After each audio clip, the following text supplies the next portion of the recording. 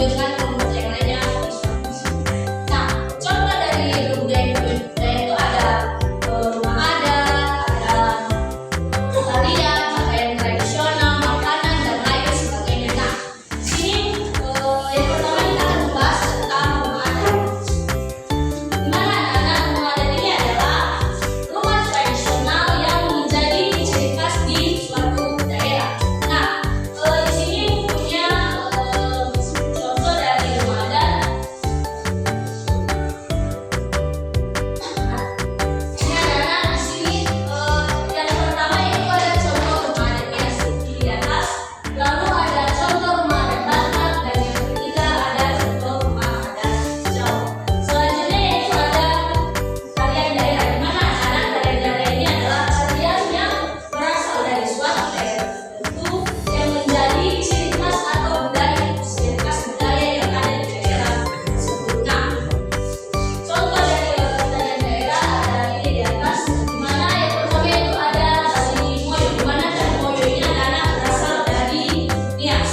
Selanjutnya itu ada tari tortor yang berasal dari Batak dan tari jengkong yang berasal dari Jawa. Yang ketiga yaitu pakaian adat, di mana anak-anak pakaian adat ini adalah pakaian khas yang berasal dari daerah tertentu yang menunjukkan ciri khas dari suatu daerah. Contoh pakaian adat itu ada di atas ini, contoh pakaian adat Nias, ada pakaian adat Batak, dan ada pakaian adat Jawa. Dan selanjutnya itu ada makanan khas di suatu khas daerah, di mana makanan khas daerah ini adalah makanan yang dikonsumsi masyarakat di suatu daerah yang memiliki ciri khas dan mewakili daerah tersebut. Nah, ini contohnya itu ada dari Nias itu gobi dufu, lalu dari Batak ada omus-omus, dan dari Jawa ada getuk. Nah, sekarang ibu akan membagi kelompok menjadi kelompok beranggotakan 5 orang, di mana kelompok pertama ada yang di depan dan kelompok yang kedua di belakang. Sini anak-anak sebelum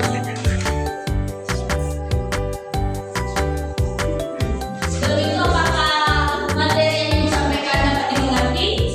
Ibu.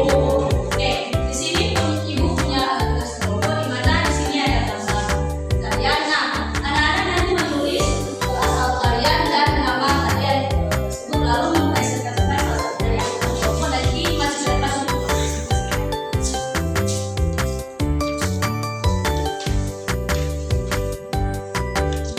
silakan dibentuk.